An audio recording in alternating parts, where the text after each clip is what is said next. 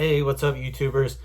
Just wanted to do a follow-up on, I think I said in my last video, I wanted to show some of the vinyl that I have from like the late 80s, early 90s. A lot of it's European stuff, probably most of it is, because around like 89-ish, it was hard to get a lot of stuff on vinyl here, pressed in the United States.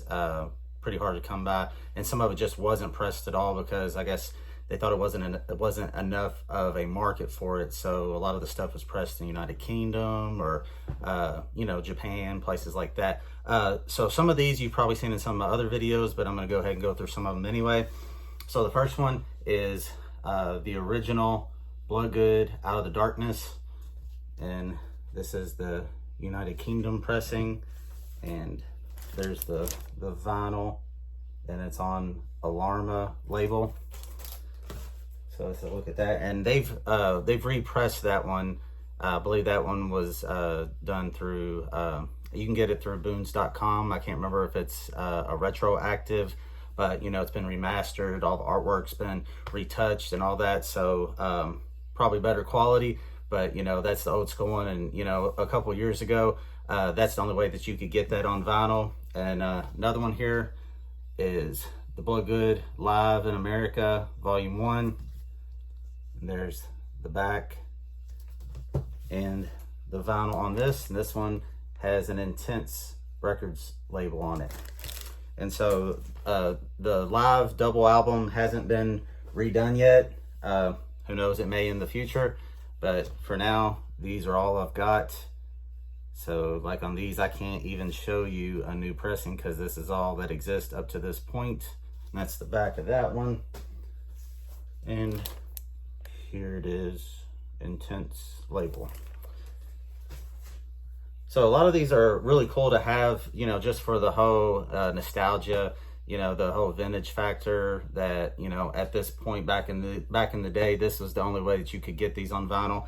And, late 80s, early 90s, most people were big into cassettes and even switching over to CDs. So, yeah.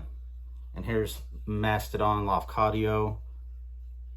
Still, it's got the shrink wrap on it, and there's like a sticker on it. I probably need to try to get off of there, but it's been there for years, so it's not hurting anybody. There's the back. And the vinyl on this one, trying to be careful here. Pachyderm record label. And as you can see, all of these just came with a plain white inner sleeve. Very seems like low budget. So there's no pictures, no lyric sheets with a lot of these. Not like the ones that you get now through guys like Girder and Rocks and Boone's Overstock. The ones that they're putting out has killer artwork and lots of extras. The music's been remastered, so stuff has more bass. Probably made certain things more clear on it. Certain instruments in the background probably are probably more well defined. Here's another one. This one has been redone on CD, I believe, but this is the vinyl version. Barren Cross Live Hotter Than Hell. And there's the back of that. And this one is on Medusa record label. There's the vinyl. And as you can see, again, with just the plain white paper inner sleeves, but nice to have. Some of these may or may not get redone, get the magic treatment from the newer guys. Here's another one. Margaret Becker. This is Immigrant's Daughter. This one came out in 1989.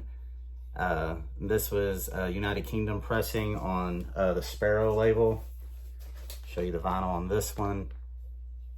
And she's more of that, if you was ever into the band Heart, it's probably in that realm. She definitely wasn't heavy like bands like Vixen or anything, but yeah, if you was looking for something Christian to listen to that was in the realm of like that 80s sound in Heart, yeah, her music's cool. But she had a couple other albums that was released in the US before that, but this one's the harder to find one because it's European. Then we have this one, Petra Means Rock, and this is a European pressing. I'm not sure. I don't think this one was ever pressed on vinyl in the United States. I'll show the vinyl on this one, and it's Star Song label. And underneath where it says like side 2, you can see made in UK on it. So this one's cool to have. So I know they've come out with like a new Petra box set, like 5 LP box set. And then there's another one that you can get. It's a single vinyl with like purple and black swirl. It's like a greatest hits. So that's your best alternative to something like this, because some of these are, you know, super hard to find. And when you find them, a lot of them are crazy prices. But you can get on like Girder and get those for very reasonable prices, like, you know, probably mid $20 to $30 range. Very reasonably priced. And then there's Deliverance, Weapons of Our Warfare. And this is the original European pressing. And like I said, these don't come with anything extra. Then here's the vinyl on that Intense label. So yeah, there's that. And I think there might have been a misprint on this. Trying to see here. Yeah, I'm thinking that one of the songs, maybe they didn't print it on the label. Yeah, that's what it is. On side 1, they didn't include the song Solitude on the label. So the track's on there, but they failed to put it on the print on the label. So that's kind of cool. I guess that's a old school misprint. Then we got the first Deliverance album. Well, the self-titled. It's not the demo, but this is the self-titled original. And these things are like super flimsy, you know, so kind of delicate. I rarely ever get the cover out. I usually keep it in like an outer sleeve with the vinyl stored behind it, so I can access it pretty easy if I want to just listen to it. And there is the vinyl and the label on that one. So like I said, these are cool to have, but it's like you got to be careful with them, take care of them, because I mean, these things are old. Here is Guardian First Watch. Now this is an original US pressing, and this is a sealed copy. It's got the cutout in it, you know, but it's a US Enigma, and this was, I believe this was 1989. The print on it's small, but I think it was 89. See, that's another thing with these really old ones, is the print is so small. And, you know, I'm in my 40s, and, you know, I would almost need my readers on just to read some of these titles, even some of the song titles. It's like, hang on, let me hold this out and look at it. But that's something that they've really done on these new ones that's impressive, because, I mean, most of the guys that are into this kind of music are in my age group, so they need it to be a little bigger and bolder, and Scott Waters always takes care of that for us. And then I think this is the last one of the OGs that I'm showing. And this is Stryper, Can't Stop the Rock. And I believe this is a United Kingdom pressing as well. There's the back. This one obviously has never been repressed. They don't really do anything with reissuing the original, like, first 5 to 6 Stryper albums. I think they're hard to get a hold of as far as the rights to them. I heard once upon a time that Disney owns the rights to them now. I'm not sure if that's true, but at any rate, here is the vinyl and the label on Can't Stop the Rock. And it's a cool collection. You know, they took like 2, maybe 3 songs off of each album and put it on a vinyl. But just to show you like the difference in some of these is, like, here is the newer Mastodon Lafcadio, and this is the one that was put out by Girder Records. And I mean, look how you can see the song titles and everything clearly.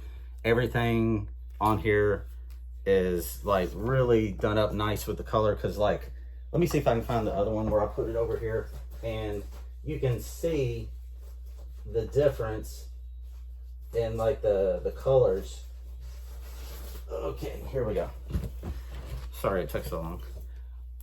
You can see the difference in the colors. So like, this is the original and it looks a lot darker, and this one here they lighten things up, so it looks better. It's almost like they just copied a CD cover and blew it up, and that's why it doesn't look too good. And here's the back, very plain, small text. And here they really blew things up, took care of the color, took care of the font. And then on this newer one, here is like the inner sleeve, the jacket that you put your record, you can store it in. And these things are super heavy duty. I mean, like back in the day, people would just kind of get the record and get it here and just drop it down in there, and it bust out the bottom of the seams. And these things, obviously I wouldn't want to do that to them, but I think if you did, even by mistake, these are so tough that it's not going to bust it out like that. So yeah, those are a lot of my original OG late 80s, early 90s Christian rock albums.